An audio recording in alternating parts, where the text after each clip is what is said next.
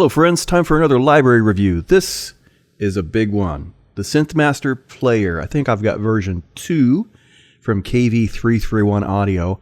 This thing has an incredible 2,000 patches. 1,995 patches. I'm not going to dive too deep into the categories. You can see that they've got bass, drums, synth leads, analog, chords, digital, different musical styles such as ambient or easy listening.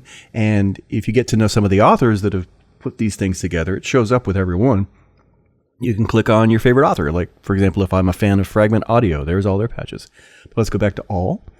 And let's start from number 1. Oh, one great thing that this player does that I wish every player did is it lets you use the up and down arrows on your keyboard to jump between the patches. So no mousing around, no double clicking or having to replace all. It's just I wish everyone would do that. Also, you'll note that the name appears up here in case you have a hard time reading it down here. I'm not going to name every single one of these because if I named 2,000 patches, my throat would be shot. So let's start from the beginning. It's called AMB, which stands for ambient, obviously. Dreamy Sequence. Here we go.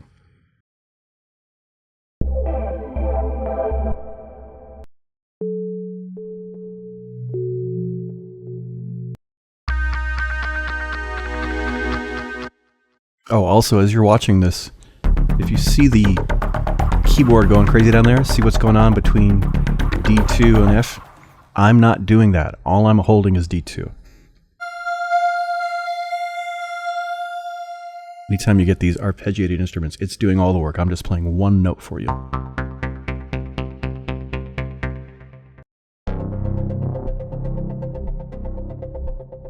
And of course, you can set the tempo as you need to.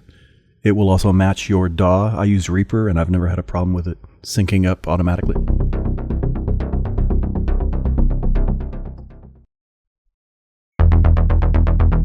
One fun feature of the SynthMaster player is you can click a little star next to the instruments you like. And I'm going to save those two right now because I know I can use those in tracks for my sync work. All right, on to number 10.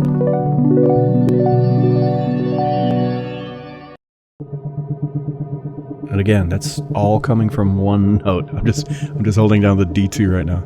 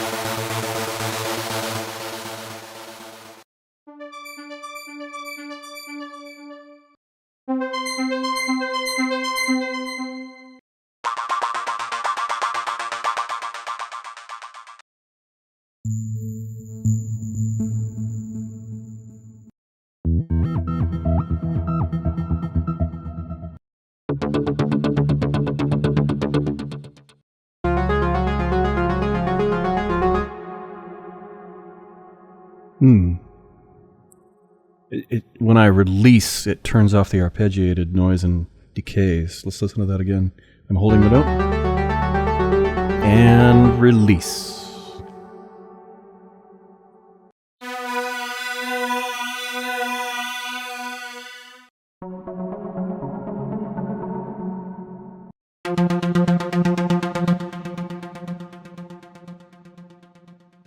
I released about halfway through on that one.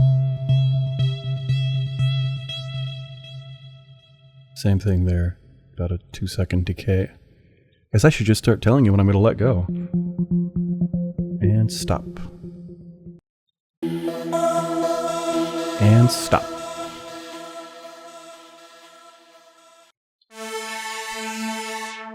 And that just goes away.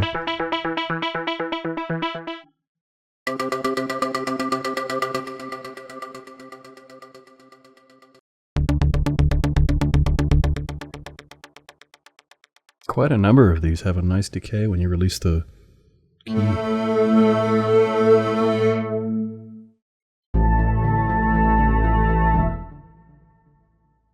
It sounded like it's going to play a whole song for us. I'm going to hold it for quite some time here and see what it does. Yeah. Chord changes and everything. Jeez Louise.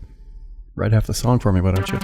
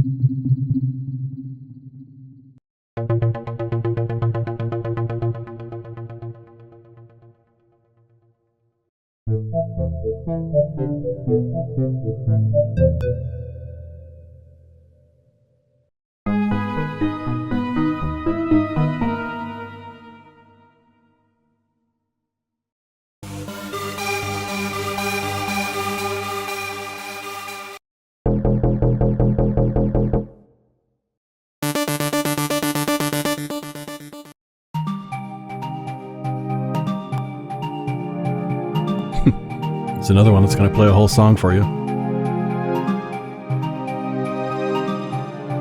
Jeez Louise.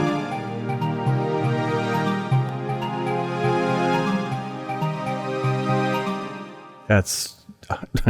I would never use that. Or maybe I would. I probably wouldn't.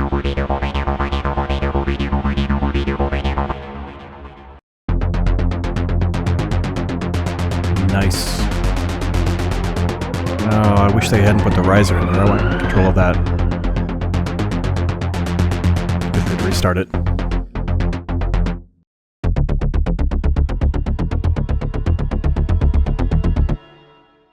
Again, I'm just holding one note on these things.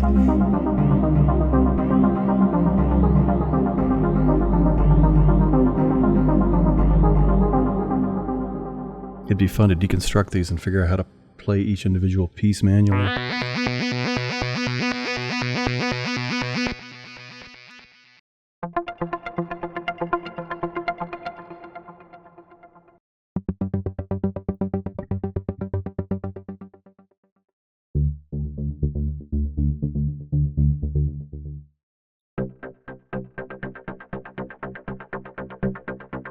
It's got a nice little bite.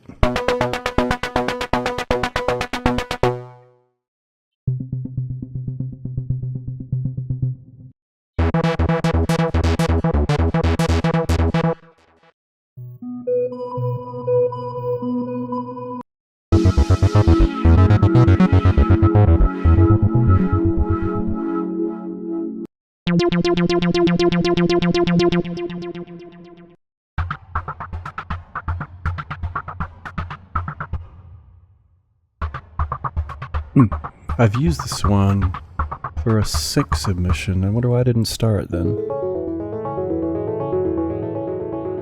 Oh, probably because the DAW saved it.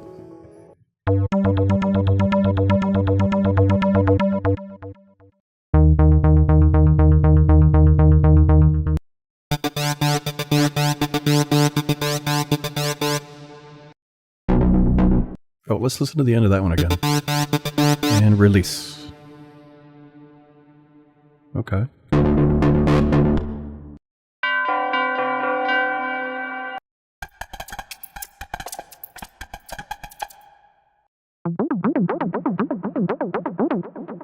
Don't forget, if you have a hard time reading the names, they show up here too.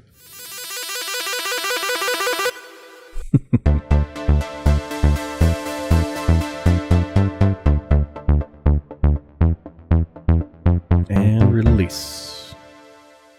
Okay.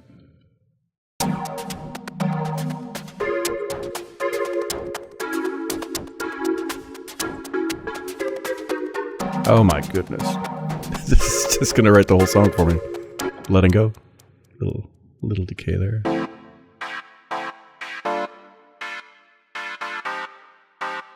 I'm not a fan of these, I gotta be honest. I like to do the work myself. I like to make the chord changes. Although if you're learning how to write techno and electronic music, this could be really helpful for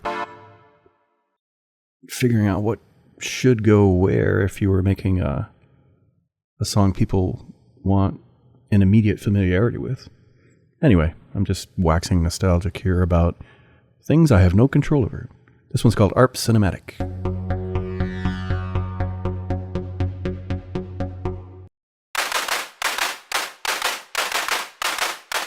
Aptly named clapping music.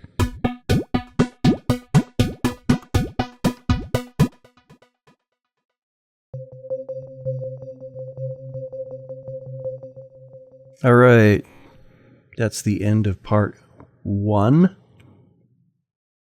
Join me for part 2.